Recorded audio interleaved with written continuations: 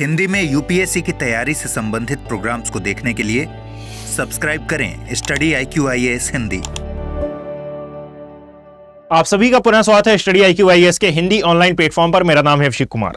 चलिए आज के इस वीडियो की शुरुआत एक क्वेश्चन के आधार पर करते हैं। आप इस क्वेश्चन का आंसर मुझे बताइएगा कि मानवीय गतिविधियों का ग्रह की गतिशीलता पर क्या प्रभाव पड़ता है। क्वेश्चन मेरे पीछे लिखा हुआ है और यदि ये डाउनलोड आपको करना हो तो आप अभिषेक कुमार ज्योग्राफी पर जाकर, ये टेलीग्राम चैनल है मेरा, आप वहां पर जाकर इसको इजीली डाउनलोड कर सकते हैं। चलिए एक बार समझने का प्रयास करिएगा कि यह जो क्वेश्चन मैं बोल रहा हूं इसका आंसर मैं आपको बताऊं उससे पहले दो तीन बातें जो रिवीजन के आधार पर हम जान लेते हैं। आपने बचपन से सुना हुआ कि जो हमारी पृथ्वी है ये अपने अक्ष पर 23.5 डिग्री झुकी हुई है, जो कि बहुत ज्यादा इंपॉर्टेंट माना जाता है पृथ्वी पर जो मौसम परिवर्तन होते हैं इनके लिए। अब याद रखिएगा कि पृथ्वी के साथ साथ अन्य ग्रह भी और हमारे सौरमंडल में और भी ऐसे ग्रह हैं जो अपनी अक्ष पर बहुत अधिक झुके हुए हैं। जैसे कि यदि आप वीनस की बात करेंगे तो ये 177 डिग्री झुका हुआ है, यूरेनस 97 डिग्री झुका हुआ है। ये एक प्रकार के संकेत हैं और एक प्रकार का एंगल है जिसके द्वारा मैंने इनको प्रदर्शित किया है। आप समझिएगा कि यह अक्षीय झुकाव कितना महत्वपूर्ण होता है कि यह पूरी पृथ्वी पर पाई जाने वाली अलग अलग प्रकार की मौसमी दशाओं को निर्धारित करता है। मौसम परिवर्तन कैसे होगा, कहां पर इसका इंपैक्ट ज्यादा होगा, कहां पर इसका इंपैक्ट कम होगा।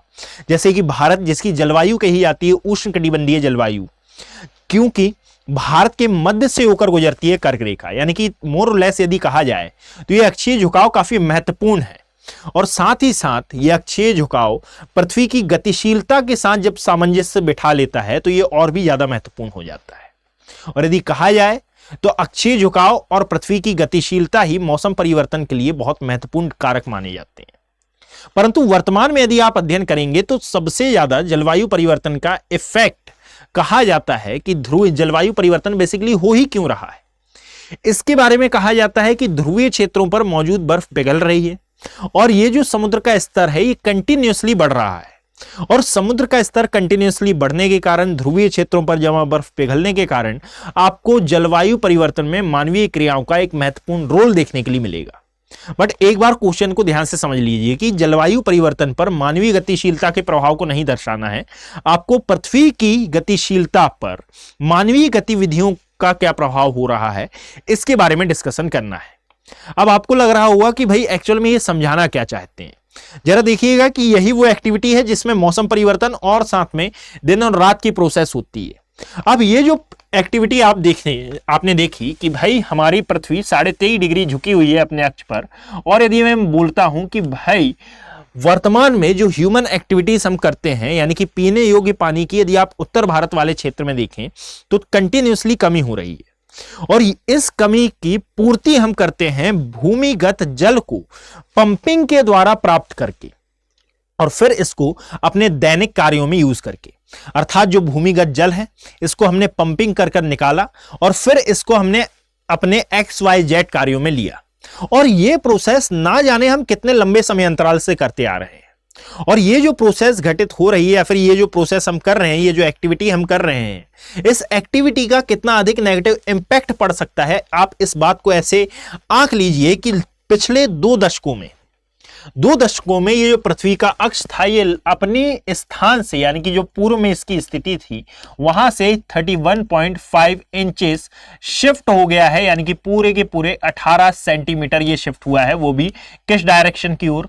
तो ये पूर्व की ओर शिफ्ट हो गया है और साथ में अभी वर्तमान में हो रहा है। और यदि हमने इस भूजल की पंपिंग को कंट्रोल नहीं किया तो आने वाले समय में पृथ्वी पर ये जो मौसम परिवर्तन की दर है और साथ में जितनी भी जलवायु गतिविधियां आज वर्तमान में हम देख रहे हैं ये काफी हद तक प्रभावित हो सकती हैं। ये तमाम प्रकार की न्यूज वेबसाइट हैं जिनमें ये बताया गया है कि भाई earth axis has tilted by 31.5 inches, India rising water demand in the reason.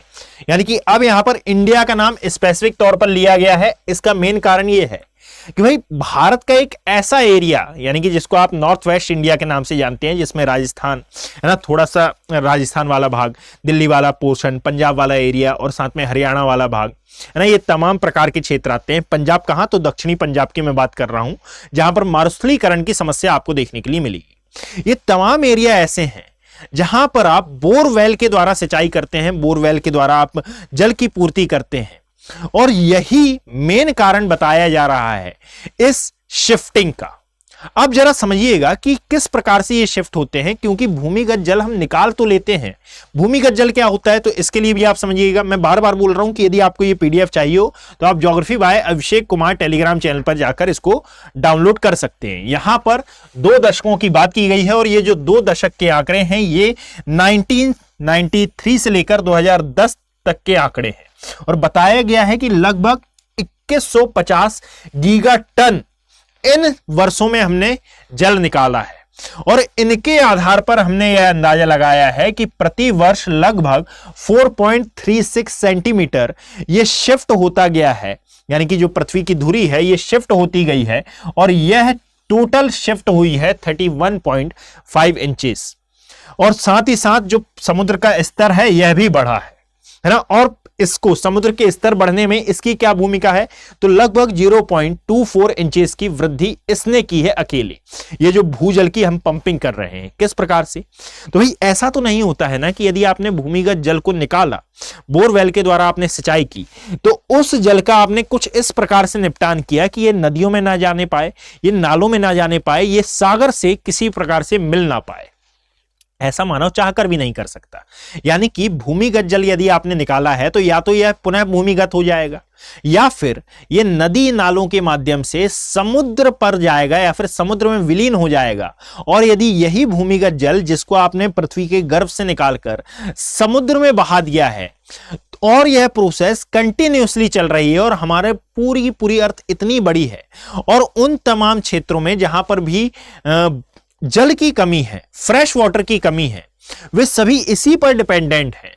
और जब वहां सभी स्थानों पर यह एक्टिविटी हो रही है तो आप जरा सोचिएगा कि कितने बड़े लेवल पर हम ये बोरवेल और साथ में ये भूजल की पंपिंग कर रहे हैं, ग्राउंड वाटर की पंपिंग कर रहे हैं और कितने बड़े स्तर पर हम समुद्र में भूमि का पानी निकालकर छोड़ रहे हैं। यानी कि भाई ये पिघलते हुए ग्लेशियर, पिघलते हुए ये ध्रुवीय क्षेत्रों की बर्फ बहुत छोटी बात हो जाती है इसके सामने कि ध्रुवीय क्षेत्र पिघल रहे हैं जिसके कारण समुद्र का स्तर बढ़ रहा है। यह तो मेन कारण है ही कि भाई समुद्र का जल स्तर बढ़ रहा है, यह मेन कारण है इसका। परंतु कुछ ऐसी इनडायरेक्ट एक्टिविटीज भी हम कर रहे हैं जिसके कारण समुद्र का स्तर बढ़ रहा है और हमको पता भी नहीं है। और कहीं यही बढ़ता हुआ समुद्र का स्तर तो रिस्पॉन्सिबल नहीं माना जाता जलवायु परिवर्तन के लिए। यानी कि जलवायु परिवर्तन के लिए जितने भी कारक जिम्मेदार हैं उनमें एक समुद्र का बढ़ता हुआ जलस्तर भी है। और साथ ही साथ ये जो जलस्तर हम बढ़ा रहे हैं इसका डायरेक्ट इंपैक्ट आपको देखने के लिए मिलेगा पृथ्वी की गतिशीलता पर। अर्थात जब ये ध्रुवीय पृथ्वी की जो धुरी है ये शिफ्ट होगी तो कहीं ना कहीं पृथ्वी अपने अक्ष पर जो घूर्णन गति कर रही है उसमें भी बाधा उत्पन्न होगी। और जब इसमें बाधा उत्पन्न होगी तो ये गतिशीलता के कारण पूरा जो मौसम परिवर्तन का चक्र है ये भी कहीं ना कहीं तक नहीं, इवन बहुत हद तक ये प्रभावित हो सकता है। ऐसा नहीं है कि भाई ये जो शिफ्टिंग हुई है इसके कारण वर्तमान में ही आपको इसके दुष्परिणाम देखने के लिए मिलने लगे, ऐसा बिल्कुल नहीं है। याद रखें कि इस अध्ययन में सीधा साफ कह दिया गया है कि यह जो स्थानांतरण हुआ है यह मौसम परिवर्तन में महत्वपूर्ण भूमिका, जलवायु संबंधी कारकों में एक महत्वपूर्ण भूमिका निभाता है, परंतु वो समय अभी बहुत दूर है जिसके कारण इसका प्रभाव आपको जलवायु परिवर्तन पर देखने के लिए मिलेगा। परंतु हां, याद रखें कि यदि यह एक्टिविटी कंट्रोल नहीं हुई तो भूजल की कमी और साथ ही साथ जलवायु परिवर्तन पर इसका प्रभाव भले ही दूरगामी हो परंतु देखने के लिए मिलेगा अवश्य। अब भूजल क्या होता है ये सभी बातें आप जानते हैं तो ये पीपीटी में आप पढ़ लीजिएगा भाई। अब यदि प्रमुख क्षेत्रों की हम बात करें कि यह जो एक्टिविटी हो रही है इसमें प्रमुख रिस्पॉन्सिबल रीजंस कौन से हैं, तो देखिएगा यह नॉर्थ अमेरिका वाला सेक्शन, और यदि नॉर्थ अमेरिका वाले सेक्शन को आप देखेंगे तो देखें कि इसका जो पश्चिमी भाग है, पश्चिमी भाग मतलब कि अलास्का वाला सेक्शन आ जाता है, इसी में कैलिफोर्निया वाला रीजन आ जाता है।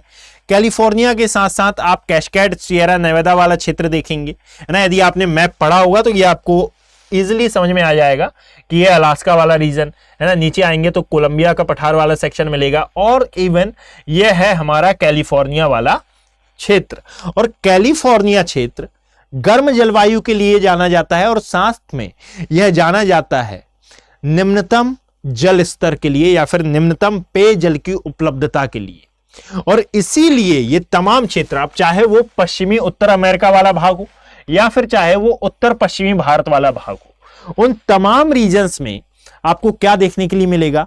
भूमिगत जल के प्रयोग आपको अधिक देखने के लिए मिलेंगे। और इसका मेन कारण है भाई, इस एरिया में ना ही ज्यादा वर्षण होता है और ना ही ज्यादा क्लाउड फॉर्मिंग होती है, बादलों का निर्माण हो पाता है, और ना ही यहां पर ज्यादा फ्रेश वाटर लेक्स हैं, ज्यादा ताजे पानी की झीलें हैं। और इस यहां की जो पॉपुलेशन है ये निर्भर है भूमिगत जल पर।